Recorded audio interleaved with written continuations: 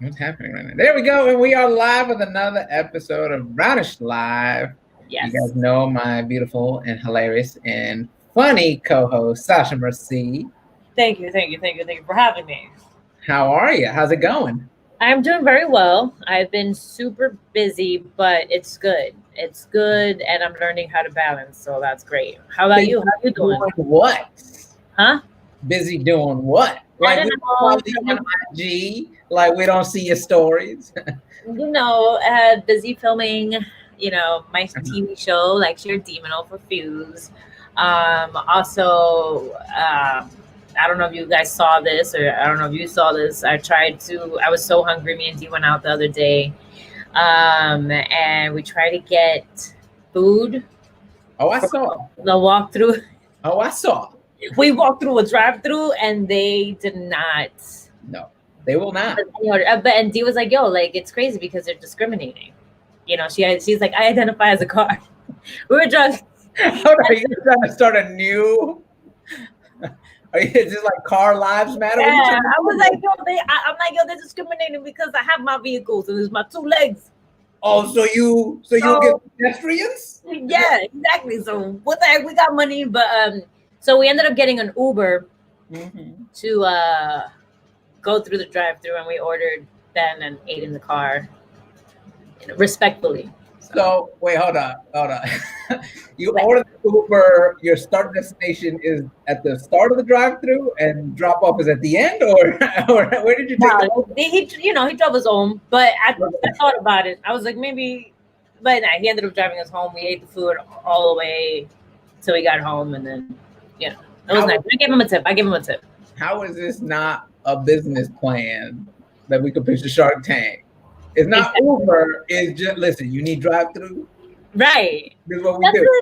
That's the crazy part that I'm like, because New York City, obviously, I don't want to compare Atlanta to New York, but like, you can walk to get something to eat. What's the problem? But there's no drive-through. Culture. You have had this conversation, and I'm not trying to shame pedestrians, but you don't have a license, and I keep telling you, Sasha. I know. And you know what's so funny? I'm always saying this joke and it always falls flat. And obviously it's not a good joke, but I always say it. I'm like, why is it that LA is a city when you actually have to drive everywhere? In New York City, you don't need a car. I don't even got a driver's license. But that's just New York City. Every other city, you need a car. But that's a real city. I could walk everywhere. You feel me? Are you city shaming? You city shaming? I'm city shaming. Oh man, I'm gonna get canceled. Oh man. But yeah. All right. What to do this weekend? It was my anniversary. 9 years together. Yeah, that's almost a decade. It's almost a decade, and I felt bad because this was the first time we couldn't go out and celebrate. So you must have done something very special in the house, right? I did do something special in the house. Okay. Of course I did something special in the house. Why? I've jokingly said this is the perfect time for guys because you could pretend like you haven't. Like, girl, I was going to take you to the Ritz, but lockdown. I had a hot air balloon.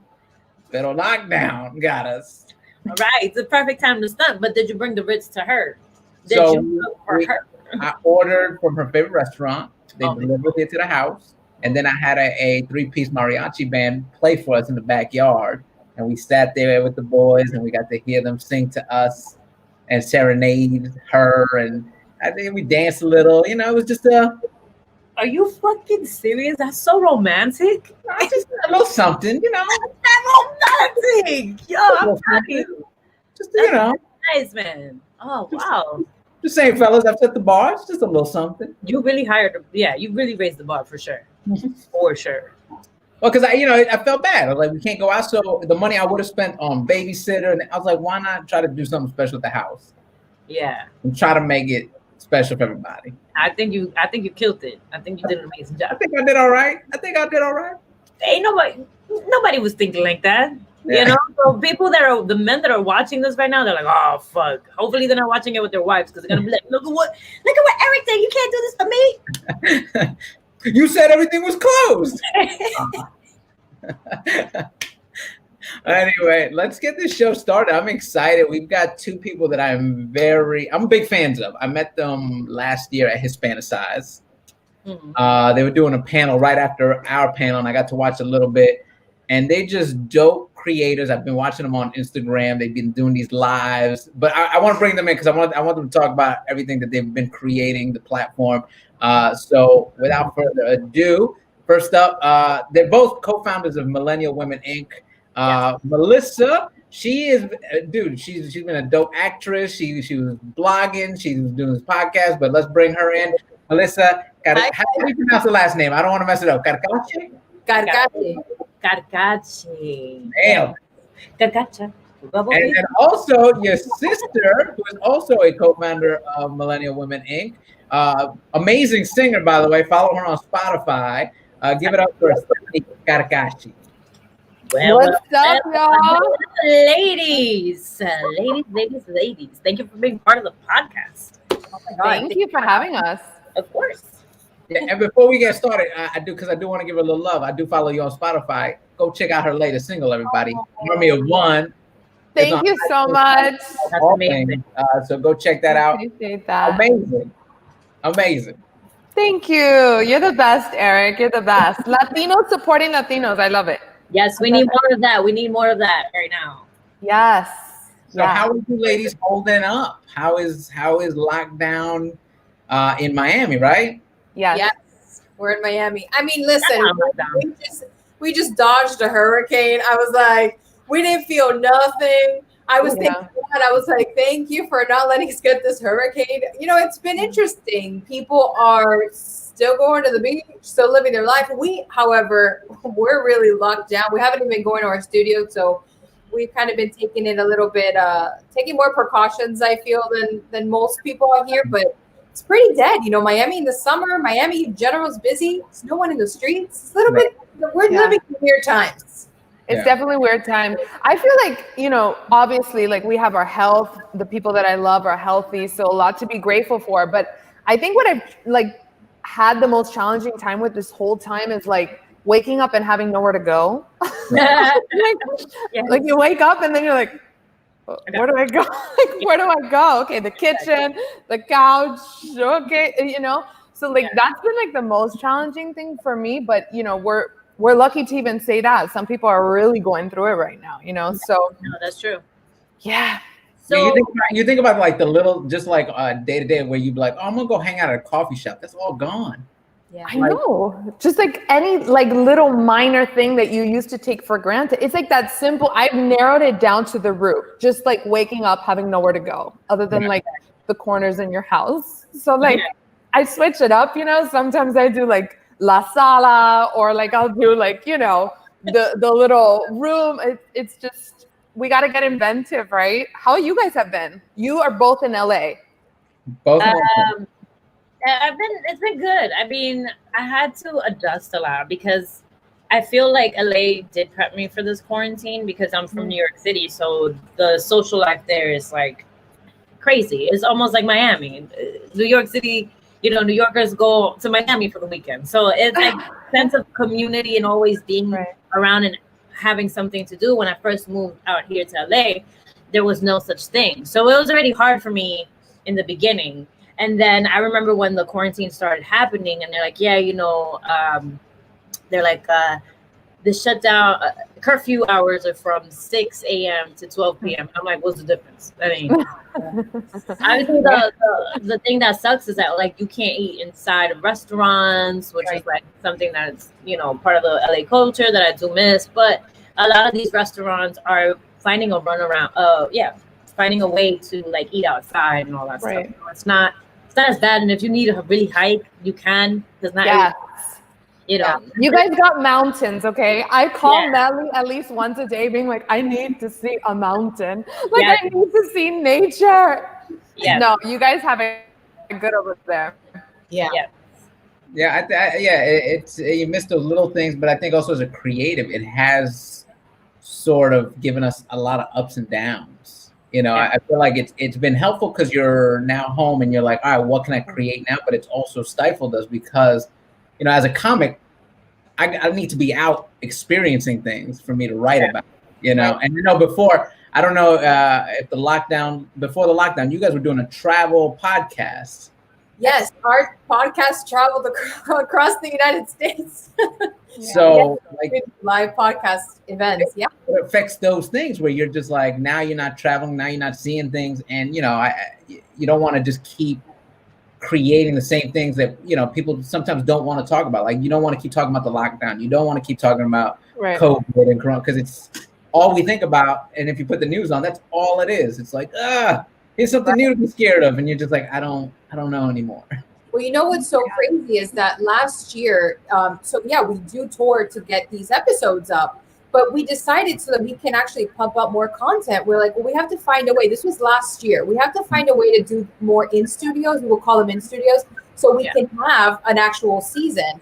And all that experience actually benefited us for now, because obviously the podcast continues. We're just not physically traveling, but we're still traveling in the sense that we're talking to women from all over the world. So it's very interesting. And I do see this huge, I mean, I've been seeing such a change in our industry already for quite some time, but now I just feel like a lot of permanent change is about to happen because of this year.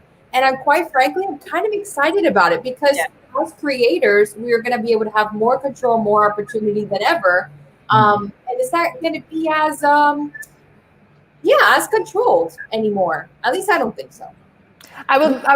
Mel, you were saying something really interesting this morning, or was it yesterday? I don't know what day we are in.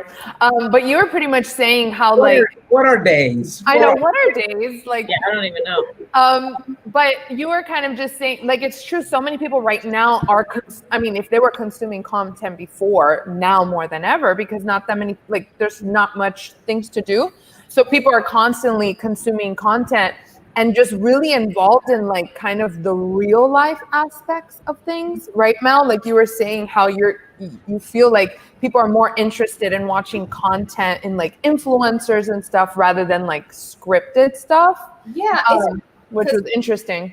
You know, since I was 5 years old, all I ever wanted to do was be an actress. That was my dream. And then I finally got to start doing it professionally at 14, because my mom never allowed me to do it younger. She didn't want me to work as a kid.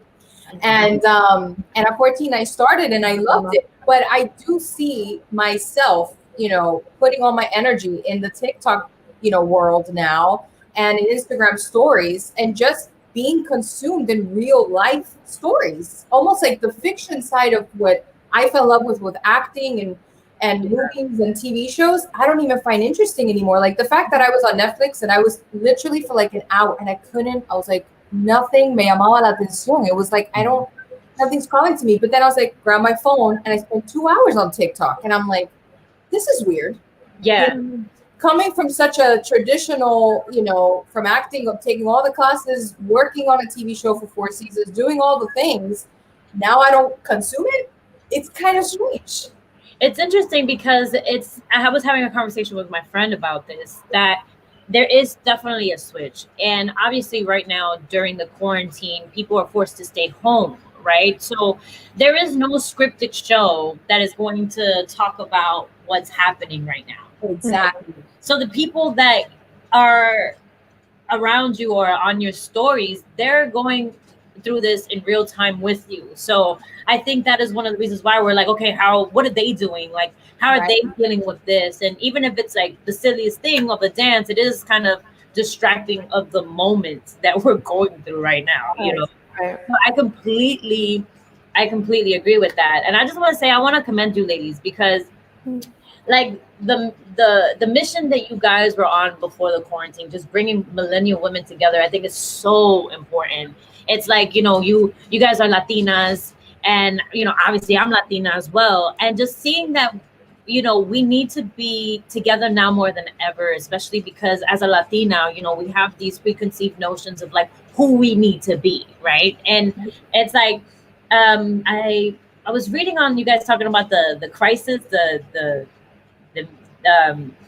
mid-age crisis, not mid-age crisis, but it's like we as Latinas, we go through this crisis of like, you know, having to be perfect all the time, right? And now that we want it all, we want a career. We don't just want to be a wife. We want to be a career woman. We want to be a mother. We want to be this. We want to be that. It's like we're not only cooking the baking, we're bringing home the baking, and we're cooking it, and we have to be all these things. So I think that I'm so happy that you guys are finding ways to bring us together so we can have the dialogue and how to be better women. I mean, this is needed, absolutely. Yeah, I think, you know, I'm truly passionate about what we do. I just feel like it is very much needed, but it's interesting. And I think, Mel, you can agree, like it's as much as it's done for others, it's done so much for us. Like it's allowed us to grow so much. And it's a beautiful thing when you find like something to do that you can offer your services that just pours back into you. Like it's a dialogue that's been incredible. Like with every woman that we bring on, it's always like a growing experience. And it's true. It's like, I feel like, and this applies to men too. Like, I think we're all trying to find a space of like no limitations in a world that consistently wants us to be in a box, right? Which is a limitation. Like, I know that this show is called Brownish and I love it, but for me, it's like sometimes, like, I didn't even know that I was brown until I got to LA, to be honest. Like, that's when I was like, oh, I'm brown. But like, consistently we're faced with like, oh, but you're this, but you're that, but you're this. Like, no, you know what I mean? And so it's like, for me, that's what in my practice of like manifestation or just in my faith as a Christian, like, I am not supposed to be limited. I am abundance. I can be whatever I want. And I think that whatever mindset is ultimately what can leave you in boxes or put you out, because whatever we believe in is the box that we live in. I actually have an interesting song coming out that's all about this. It's like called Wanderlust, and it's about, you know, feeling like I always felt like I was a little bird in a cage, but ultimately you realize that you're the only one that puts yourself in cages. You know, we are the ones that put ourselves consistently. And so we're just really passionate through the conversations that we have. Like, it doesn't matter the race, the background, the age. We're going to start talking to men this season, Erik. You know, like because dialogue is so important. And I feel like when you have a fluid conversation between both parties and it's like non-judgmental, you know, and non-biased, and it's like we love to talk to people that think completely different than us. Like, that's how you really find out who you really are, like what your opinion is by hearing other people. So through the podcast, through every episode, it's just been such a growing journey, and we're so excited that we can do it with other women. You know, it's been awesome. It's so funny you say, you know, you don't see yourself in a box. Like, you don't realize you're brown till you got to LA. Yeah. Right. I'm from New York and Sasha's from New York, and I think she can agree here. It's not till you land here in LA that they put that box on you. They put that category on you. Because I started comedy in New York. And when you do stand-up comedy in New York, you go to the clubs. They don't care. Oh, you this is what you do. Like, oh, if you're talented and you put in the work and the effort and the grind, you start rising in the ranks in the clubs, and you can do the shows. Every show is just a comedy show. And then you get to LA, and it's like, okay, we've got Refried Friday. You do that. Latino night is on Thursday. Right. So the whole creation of British came about because I was like, all right, if they're gonna put this box, I want to at least dictate what we think that box means. Because if you don't, then it becomes that stereotypical. That's why we see so many, and I hate to get so deep, but that's why we see so many Latino shows fail, because it's these white cooks in the kitchen serving us inauthentic dishes instead of uplifting each other and telling those stories and going, no, this is what it means to be Latino right here. Like, all these 4 people we're talking to right here, we're all different, but this is what it means to be. It's not, you know, Melissa didn't come on with a sombrero and Stephanie's not gonna. Yeah, right. You know what I'm saying? Like, that's what I love about you guys. Like, and I've been watching you guys do the lives, you know, and you talk to different people from different places, and to hear their stories of like things they've gone through and how they've created their businesses, and I'm just always so blown away by it. Yeah, I just think it's so interesting. Well, I mean, I guess supposed to be the inner actor, always wondering why. Like, why do you do this, or how do you do that, or just always curious. And there's so many home videos. My dad's favorite home videos of me as a kid is literally asking him, "¿Y por qué, papi?" Everything was, and why? And why? Everything was a why. Answer me. But it was, I was always very curious. And so this podcast was so natural for us because we're curious people. But it's fun. Oh, there's our dad. Dad. Speaking of the devil. Speaking of the devil. Which is also why, we do so many different things, right? And I created a show called Hialeah. Hialeah is a city here in Miami known for really the Cubans bringing it to life. When they came from Cuba, they moved to the city called Hialeah. And when I created that show, it was because of what you were saying now earlier, like there was no Latino show that was created by Latinos. Like, me and my two partners, David Vargas is Cuban and Javier Mayo, who's Puerto Rican, like, we created a real story about what it really is like to be born and raised in this city and have this Hispanic culture and what that looks like. So like Steph and I have always been these types of people that when we see something that we don't agree with, we kind of just create it for ourselves. Mm-hmm. And that's why I'm excited about everything that's going on now, because I feel like we're able to have more ability to showcase our work to more people. I have a question, right? You guys are both talented. You, Melissa, are an actor. You, Stephanie, are a singer. How did you guys come to want to do a podcast together? Like, how did that happen? Because we talk so much. Oh, okay. That's it. Mel, I'll let you say the story because you're the one who like pulled me in it, and then tell them how you got me to do it. Because I only knew one mic in my life, so when she came up to me with a podcast, I was like, "Wait, what?" Yeah, I was like, "What? One girl, two mics. Let's see how this." Yeah, we're crazy people. We're always coming up with ideas and doing crazy things. But Steph and I have been having these deep conversations since we were very little. Like I remember us like 8-10 years old, just like sitting in a room talking about God and spirituality and manifesting. I mean, but our father also really talked to us about that because he read books like from Dr. Wayne Dyer and Tony Robbins. So we were always like consuming this type of content from our dad, and then her and I will have these like separate conversations as little girls. So we always wanted to do something together. It's just like what you said. I was an actress, she was a singer, and we didn't know how to like kind of blend that together. Yeah. Then we created a TV show called Millennial Girls. After Nickelodeon ended for me, I couldn't book a job to save my life again because that was like the story of my career. And I said, well, I'll just create something. And then Millennial Girls came to be. Nobody picked up the show. We pitched it around town for like almost 3 years. But people kept saying like, we like you guys, but we don't want to invest in like writing a pilot and hiring a writer, like a writer's team. So I was just like, you know what, F it. Let's do a podcast. Regardless, the show was really about these, 4 women and being millennial and all this stuff. Like, why don't we just talk to the real millennial women themselves and talk to them? And then when it started with just the women our age, we were like, oh, maybe we should now talk to what we call now mentors, women that are older. We've talked to, her name is Dame Stephanie Shirley. She's from England. She's like 80 something years old. She's the oldest person we've had on the show. She was the first woman to like actually create the first ever woman-owned software company in England. No way. Yes. She made like, I think it was 20 something of her employees multimillionaires when she sold the company because she all sold stocks to them, like gave them stocks. I mean, a beautiful story. She escaped Nazi Germany, created something of herself. I mean, it's just a really inspirational story. But we talk to all women, all ages. Now we're going to start talking to men this season. I mean, this show and this podcast really is just natural to me and Steph because it's truly who we are. It's the conversations that we've had as children. I love the fact that you guys are going to start talking to men because, the roles of women are changing, right? Before it was really like, I remember just growing up and my parents being like, oh, you need to learn how to cook and clean for your husband because how you going to get a husband? And then the conversation, it's okay. And then right now I was just telling Melissa that I love the fact that now you guys are going to start talking to men, right? Because the roles of women are changing, right? It's like, before it was like, you need to learn how to cook and clean because how are you going to get a man, right? And we are evolving. We are changing. These roles are changing. I just think it's important that we bring men into this conversation because we do have different strengths, right?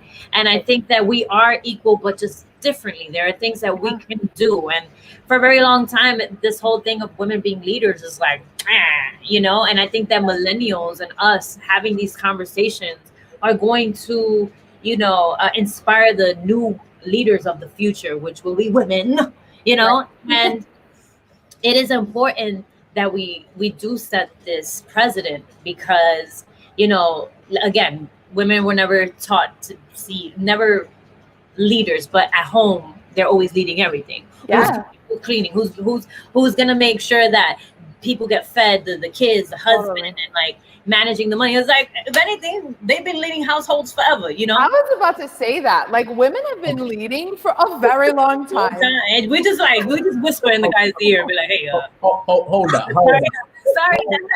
Hold up, because I don't like everything that's being yelled at right now. This is like a girl squad. Poor Erik. First of all, I am proof of the new millennial man because my wife works. She's got this nice job in Netflix. She does all that. She may have cooked maybe two meals in our 9 years together. Wow. I stay home with the boys. I'm a stay-at-home dad. I feed the boys. I feed my wife. My wife, now that she's been working at home like a child, I go, hey, you haven't had lunch. Here's lunch. Here's dinner. So that's great. You say all men.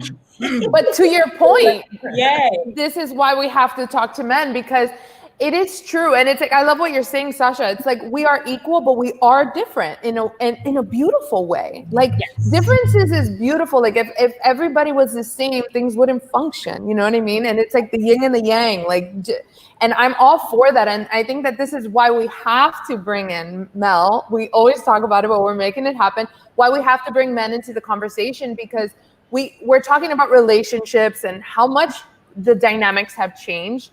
But it's interesting to hear the men and how you guys think about this, and what roles are you guys finding yourself in that wasn't traditional in your household. Like, I know, like, I mean, I'll say this kind of quiet, but like, I've been staying with my parents and I definitely see the non-millennial stuff that we have definitely not adapted. My mom is like only the one that cooks. Like, my dad's like, oh, but she loves to do it, and I'm just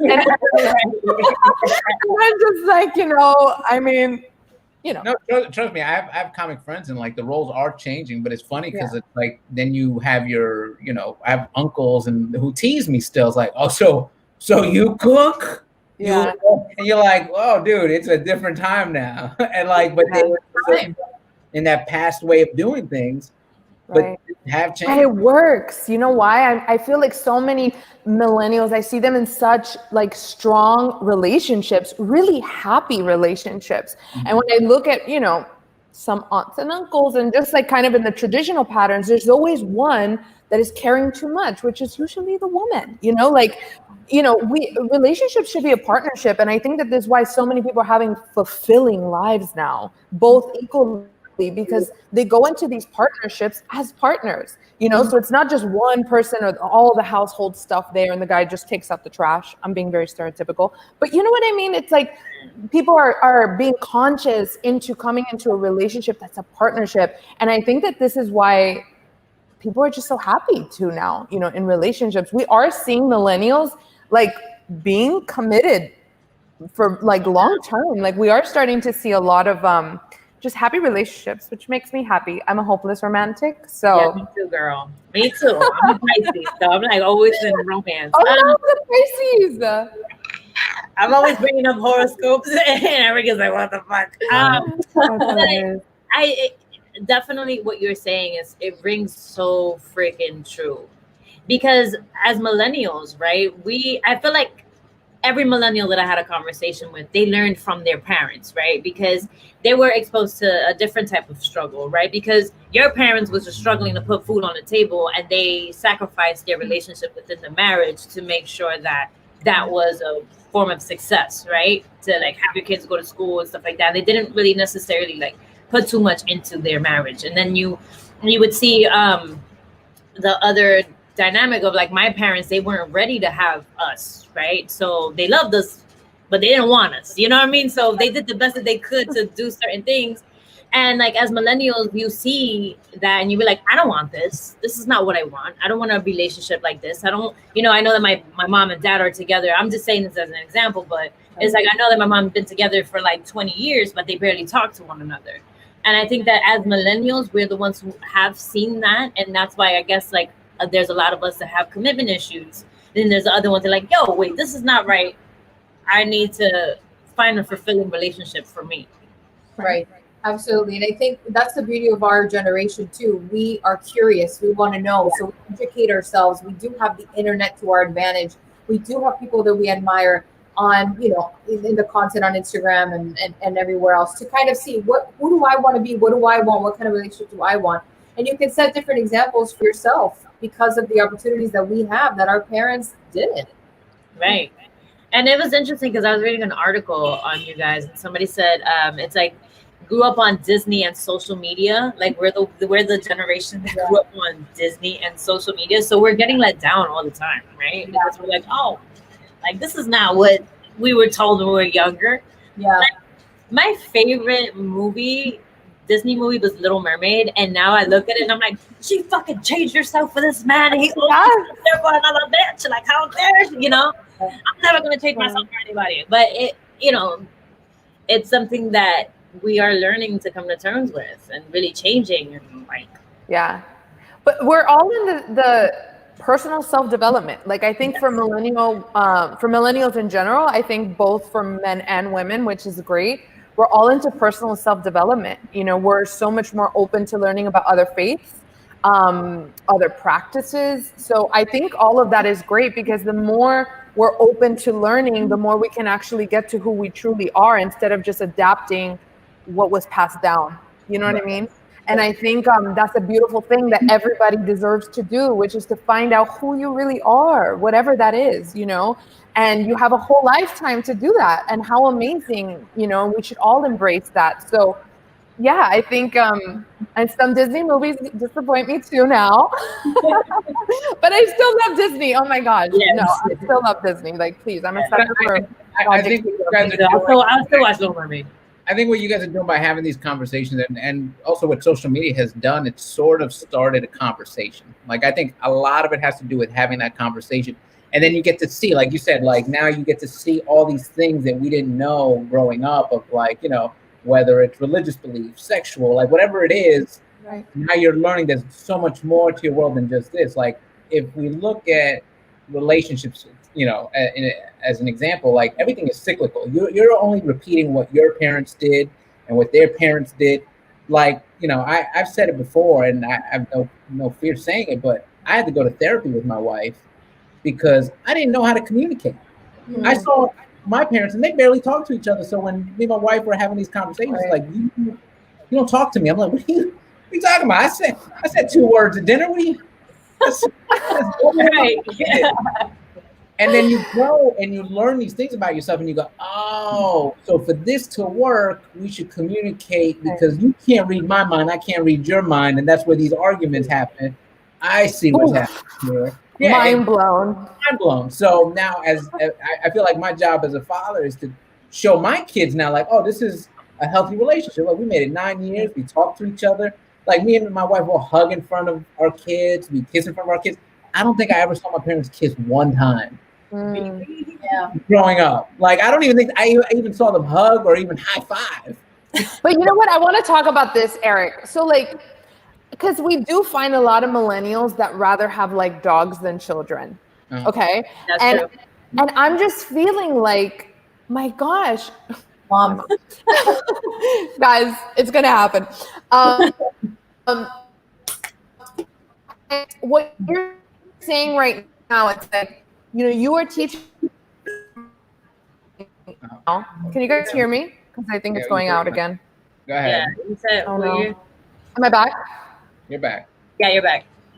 So what you're teaching your children, you know, is going to pass on to them. And then they are probably going to take all of that stuff that you've taught them and raise their children like that. And this is why I feel it's so important for millennials to have children, because it's only just continuing to give back to to humanity, you know? And every time I hear like, and granted, like it's really your choice, but I do feel like that's what gives me hope when a lot of people are talking about, oh my gosh, humanity and just very negative about it. It gives me so much hope because I know that we as millennials are raising children in a great, loving way, in a, you know, teaching them about equality so young, you know, all of these things. And that's what gives me, honestly, a lot of hope for humanity. It's just everything that we're seeing now. Like even what you just said, Eric, I think that's great. You went to therapy. Like that's awesome, you know? Thank you. Okay. Yeah, no, I definitely try to have, again, the conversations, having those conversations with them. And it's so funny because you think about your childhood, and like my childhood was always like, shut up, go sit in the corner. Yeah, right. And now with everything happening, like my 7-year-old, he's got questions. It's like, what's happening? He's seeing all the Black Lives Matter, these marches. He's starting to ask questions. He's realizing his skin tone is different. And we're having these conversations where I think about my childhood. I don't think they would have had these conversations with me. It would have just been like, shut up, the adults are talking, go play. Right. That's true. And I'm hoping that carries forward. Like you said, carries forward, and I'm creating a better human. You are. Yeah. You are. Yeah, and also I feel like I would say for my personal reason why I don't have the kid right now is because I never felt like I was financially stable.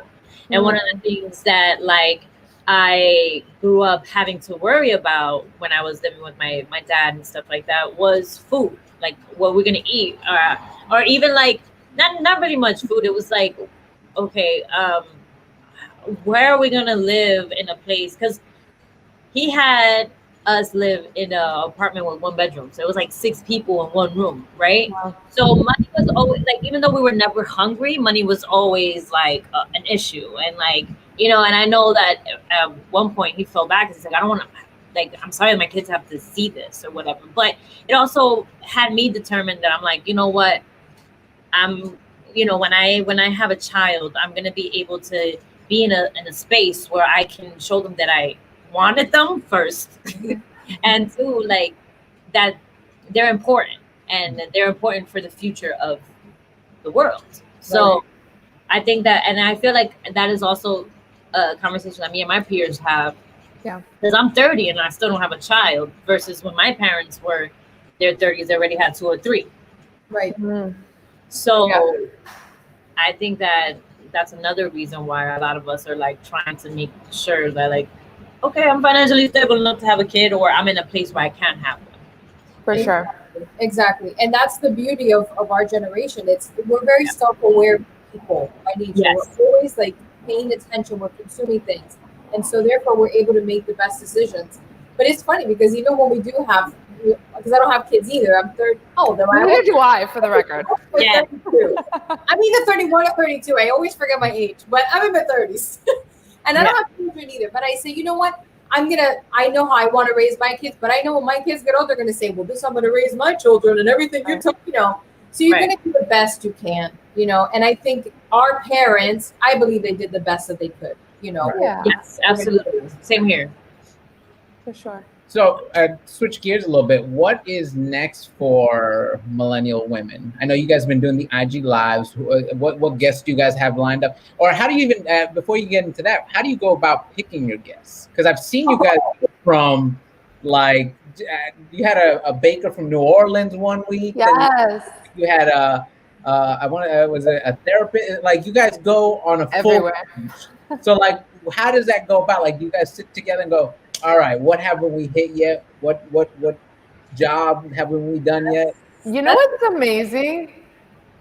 Mel, the thing is that you, like, what's amazing about the company Millennial Women is that we are millennial women. So whatever we kind of want to know naturally about is what our audience wants to know. Oh, you're bringing up. I love it. Our content creation kind of so easy because we already know what our audience wants because we want it, you know? And Mel and I are always like on Instagram DM, like, oh my God, we're always sending each other people. Like that's all we do, like all day. Like sometimes at like 3 a.m, I get like a DM from my sister and I'm like, oh my God, yes. And that's just kind of how we sometimes disagree. Like sometimes I'll be like, why are you pitching this person? And what is the conversation? Like, and I'll be like, well, sometimes we decline each other's pitches. So essentially, Mel's harder though. You decline a lot of people. I have a producer mind. I have the whole thing set up in my brain. So I decline more than she declines. But this season I believe, is going to be one of our best because it's going to be extremely versatile. Like we're talking to like an ex-secret agent from like that worked with 2 presidents this season. Yeah.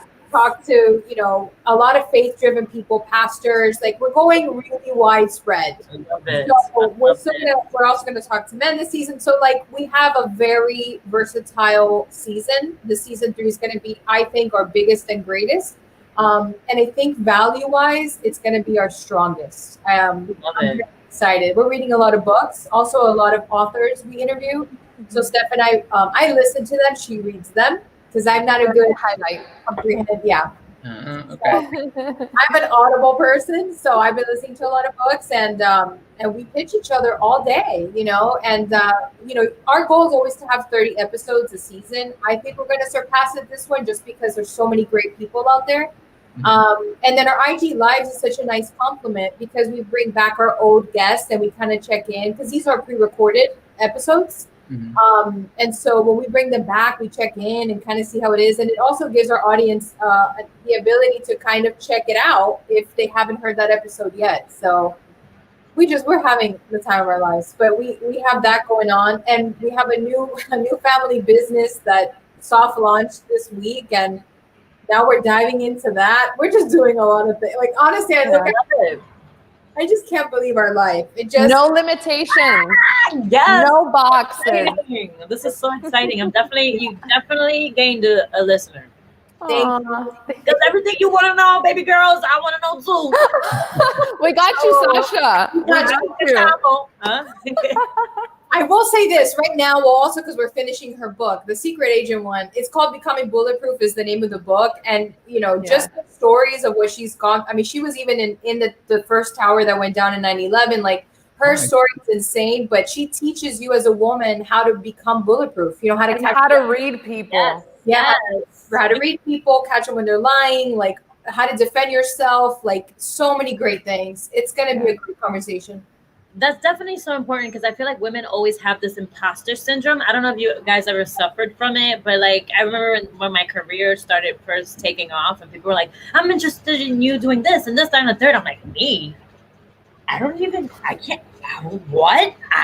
know what I'm doing, I don't deserve this, and I think that this is why I love what you girls are doing because we need to empower one another, especially Latinas. We need to empower one another and we need to get that imposter syndrome out the fucking brain. Well, I'll tell you this, and I'll encourage you to check back our IG Live that we did with Beatrice Dixon, who's the founder of the Honey Pot Company, which, by the way, if you haven't tried their products, it's the best. Okay. Get it for your wife, Eric. Yes, it's amazing. I'm going to get it for me. You got to get it. And so what was great about this IG Live we just had with her, I mean, me and Steph got so inspired. That's why it's true what she says. I don't know who's benefiting more, us or the audience from their content. But she talks about that because I asked her. I said, "What got you to this place of confidence where you felt like you could do anything? Like, her company's in Target. She has investors. Like, she's the real deal." And she was like, "Because I wanted to be this person. I am this person. Woo. It's not because I'm because we talked about race, because she's Black, and she's like, I never looked at my skin tone and was like, oh, they didn't buy my product because I'm Black. No, maybe that's not my right customer. I'm just gonna keep powering through. What does my skin color have to do with my ability to be successful? Nothing." So you got to see that IGTV Live because her mindset was very interesting. It was awesome. So that's what in order to remove imposter syndrome, is just to be the woman you want to be. You walk into that room and you do deserve it. Because I used to think like that too. I don't deserve it. Why did you pick me? And I'm like, no, I do deserve it. Yes, I do work hard. Yes. You have to believe it. Earl, there's a really old book from Earl Nightingale. He's like from the 70s and 80s. But this comes from like my dad's age. And my dad used to tell this to us as kids, you are what you think about. And that stuck with me always. And I was like, well, if I think that I don't deserve it, then I really don't deserve it. Right. And if I don't think I'm good enough, then I'm really not good enough. Because I was bullied a lot in school because I wasn't very good at my grades. And I didn't get good grades. That's what I meant to say. And so my dad used to say to me, if they say you're stupid and you believe you're stupid, then you are stupid. Stupid, yeah. That's true. But do you think you are? And I said, no. And he goes, then you're not. You are what you think about. And so that all of that's content and all that is what we bring into the show. So check out that IGTV Live with Beatrice. I will. That's all. That's awesome because like sometimes we're raised in a way where, like you said, you don't think you're good enough. You don't think you deserve these things that are presented to you. Like I remember I had this acting coach, and I used to hate going to auditions because I would at home I would nail the lines. I was like, I got this, and then you to the room and you see other people like, oh, that dude's better looking than me. Oh, that dude's got a six pack. Oh, and then you start doubting yourself, and then you get into the room and it all falls apart. It all just. And I remember talking to him and telling him that whole thought process, and he was like, "Well, dude, why'd you move here to LA?" I was like, "Oh, because this is what I want to do." And he goes, "So you thought you were good enough to fly 3,000 miles, leave all that behind you, but now you're having these doubts?" And he told me something as simple as, anytime you walk into an audition room, look everybody in the eye, and in your head, just say, "I'm good enough to be here." Yeah. And he goes, and that'll change your whole mindset of what you're doing in that room. And it's one of those little things that I do. He goes, and you can use that for interviews. You can use that for anything. You're going to go meet somebody that you think is intimidating. I am good enough to be here. Just boom. And it changes your whole mindset because you're right. Like we do deserve these things. The only thing that's holding us back is us. Yep. I think we're not good enough. I used to go to auditions because I felt the same way, and I would scout all the girls, right? And you all, like how you said, you always think, oh, forget it. She's going to get it. I don't even look like the part. So I started playing with a game with myself, and I changed my mindset, and I said, well, if I wait 90 minutes to write Splash Mountain, auditioning is like waiting in line. And what they're trying to do is make me feel by adding all these people in the room that look like me to see who's the first person that wants to get out of the line to not ride the ride. But if I stick this out every time and I show up to every audition and I'm the only one here, I'm waiting just like you guys for my turn because I deserve to be here, then I will be able to win this race that everybody's trying to win with me, because it's always about who's the last one standing, because it's so hard. Auditioning is one of the worst things ever. Maybe not one of the worst things, but for me, it's tough. It's tough, but you got to change your mindset all the time when you walk in there, and whether you get it or you don't get it, at one point you're going to get something. Exactly. Yeah. And one thing that I would say is like I never did good in any auditions. Never. Right. I never booked a gig off an audition. Like I've always created my own path, right? So everything that I've ever had is because I created it. Obviously, I got to learn how to be in a room, but I think that because just like you ladies, we're creating our own space that existed. And I think that what happens is when you're going into an audition, they have a preconceived notion of what your space is. Right. Now that you're creating your space, people have no other choice but to accept it and be like, oh, you're telling me exactly what I need to know. And I think that also, too, they told me for auditions, it's like, they don't know what they want. Tell them what they want. Yeah. And I think as a content creator, it's interesting because this question is like, what's the most challenging thing about creating content as a millennial Latina is not being sure about yourself, not being sure about what you want to know, you know? And I think like Stephanie and Melissa, like you guys are like, this is what we want to know. Right. And this is true to us. Yeah. And it's interesting. It's what we're talking about. Like, it's kind of like the theme of our conversation. It's like, just by viewing it as challenging is already limiting. Like all of this stuff that we're talking about is it's all mindset. Impostor syndrome is a mindset. It's literally a mindset shift from like, I am worthy and deserving. I'm not worthy and deserving. What's going to be more beneficial for me, to believe this or to believe that? To believe this, that's what I'm going to go with. It's literally like that simple. Yeah. When you remove the emotions from it, Yeah. But to be honest, like even seeing it as like challenging can sometimes be negative and sometimes be positive. It could be challenging in like a competitive, like strong way, like I'm going to go for it. Or it could be challenging in a negative way, like I'll never be able to do it, right? So if you're like starting to feel like that challenging, the way that you're viewing challenging in content creation is kind of becoming detrimental to you and overwhelming, then change that word. Be like, what's a better word for me to get from A to B, Right. And content creating is supposed to be fun. How much do we forget? How many times do we forget that this is supposed to be fun? Like, this is something that we love. And like, oh my God, we complicate it and it becomes all this. And it's like, we forget that we actually love doing this, and we forget to treat it like that sometimes. Yeah. Now, I kind of want to help answer that question, the challenging thing about creating content as a millennial Latina, because I follow all three of you. And the thing that draws me to the three of you, like I love that you just said you're having fun, because you can definitely tell the three of you are having fun. But I also love that you guys are being authentic about yourselves. Like, I don't feel like Stephanie and Melissa, when you do the We Are Millennial Latina, you're not doing a script or playing a part. You guys are genuinely curious about these people. You guys are genuinely excited to interview these people. And that authenticity comes right through the screen. Same thing with Sasha. When she puts out any comedy content, I can tell she's having fun and she's being authentic to who she is. Yeah. And I think exactly what you said. It's not a challenge. If you're authentic and you're having fun, it just comes easy to the three of you. And I'm a fan. Thank you. We're a fan of you. We are. You funny, man. Yeah. You can crack a joke or two. Yeah. Well, I feel like we could talk for hours, but we're going to start wrapping this up. So any last words you two want to leave us with, or tell us about Millennial Women? Yes. No. Well, you can follow us on Instagram at We Are Millennial Women, and our personal pages at Stephanie Carcache and at Melly Carcache. Yeah. Carcache would be like the only one. Yeah, we only find us two, I think. Yes, go give them a follow. Go check out the IGTVs you guys have been putting up.